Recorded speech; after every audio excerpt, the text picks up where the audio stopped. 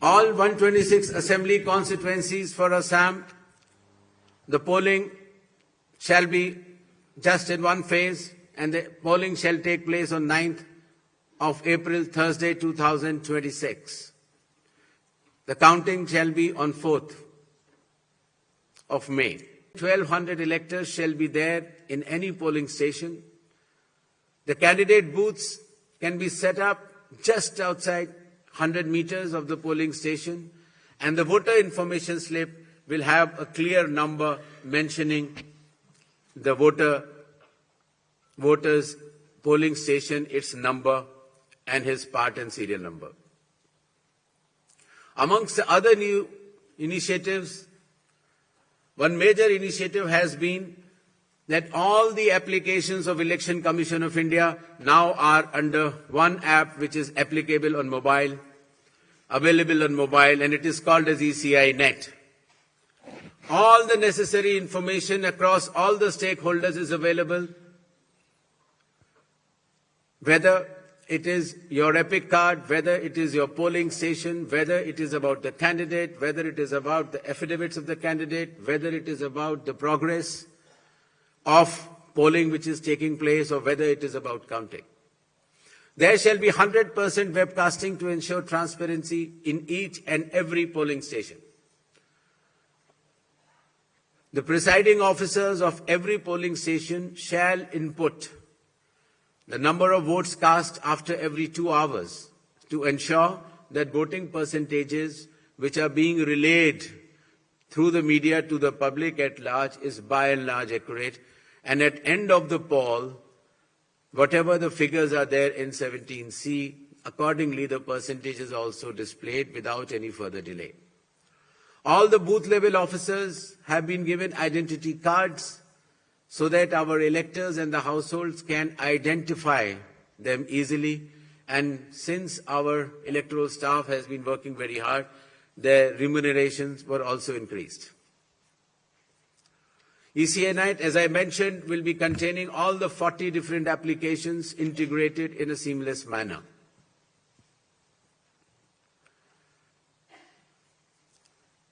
In another initiative to enhance transparency, the postal ballots will be counted 2 rounds before the EVMs. Similarly, all the statistics relating to the elections shall be available through ECI Net itself within 72 hours of counting being over. In case of any difference because of typographical errors between 17C, which is given at the polling stations, to all the polling agents who are present, and the EVM count, if there is a difference, the VVPATs of that EVM shall mandatorily be counted. Similarly, after the counting is over, the losing candidate can prefer, after prescribed payment of fee, checking of the EVM along with VVPAT counting. In order to ensure that the entire process is done similarly at all the polling stations, a gigantic training effort has been undertaken by the Election Commission of India by training officers right down to booth level officers by the Commission itself. The booth level agents were also trained, of course the police officers, the DEOs, the communication officers, and this capacity building exercise had been piloted by India International Institute for Democracy and Election Management, IIIDM, which is run by the Election Commission of India. Election Commission of India also trains officers of more than 100 countries concurrently. In order to have a substantial dialogue and engagement with the stakeholders, the Commission adopted a consultative and collaborative approach by which more than 4,700 all-party meetings were held by all the returning officers, DEOs and CEOs of this country. Similarly, the Election Commission of India also invited all the national and state-level political parties to have such meetings, and more than 28 such meetings have already taken place. There has been national conference with legal councils and interactions with field-level beneficiaries, that is booth-level officers, EROs, DEOs, during the state visits. There have been other host of new initiatives which have been mentioned here, totaling to number 30. The slides will be there, and the Commission has been extremely proactive, transparent, efficient and consultative in its approach to ensure that the experience of election is much, much more pleasant to our prime stakeholder, that is the elector. Considering that India has been the mother of democracies and the largest of them all, with the most transparent elections taking place, the international idea is now currently being chaired by India. We also held an international conference with more than 70 countries. Next. Where the chief electoral officers from those countries has participated recently. Commission had review visits to all these 5 states/UT and met all the officers, as I had mentioned earlier, including our foot soldiers, that is our booth level officers. Clear directions have been issued to all the enforcement agencies, nearly 24 of them, that elections in these states and UT shall be inducement-free and violence-free. Directions have been issued to the collectors and the SPs that they have to act with complete impartiality and enforce the rule of law.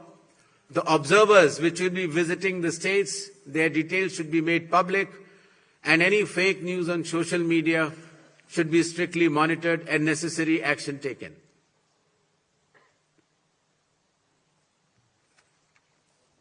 Shall we move to the poll shilling announcements now? Next.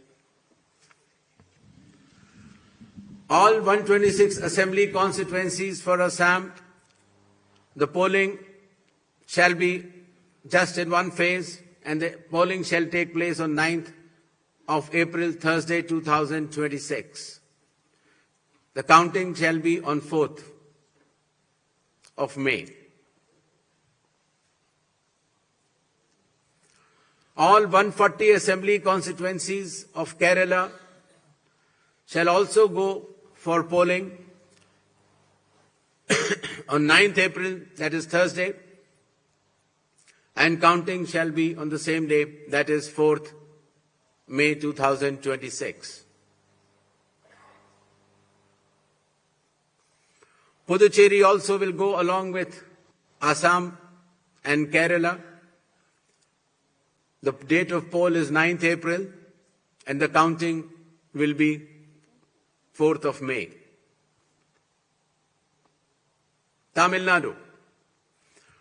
Tamil Nadu, all 234 assembly constituencies will go for poll on 23rd of April in one phase, and the counting shall be on the same day for all the 5 states/UT, that is 4th of May 2026.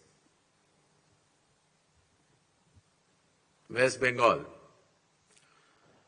West Bengal, the 294 assembly constituencies, the polling shall be held in 2 phases. In the first phase, 152, and the second phase, 142. The date of poll shall be 23rd of April and 29th of April. And the counting shall be together for all, that is 4th of May 2026.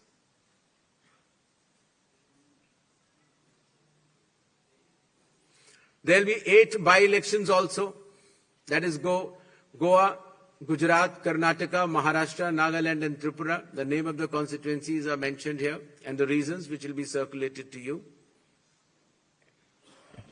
And the schedule would be that the assembly constituencies for Goa, Karnataka, Nagaland and Tripura will be held, the polling will be held on 9th of April, and for the assembly constituencies of Gujarat and Maharashtra on 23rd. The counting shall be on 4th of May for all the cases.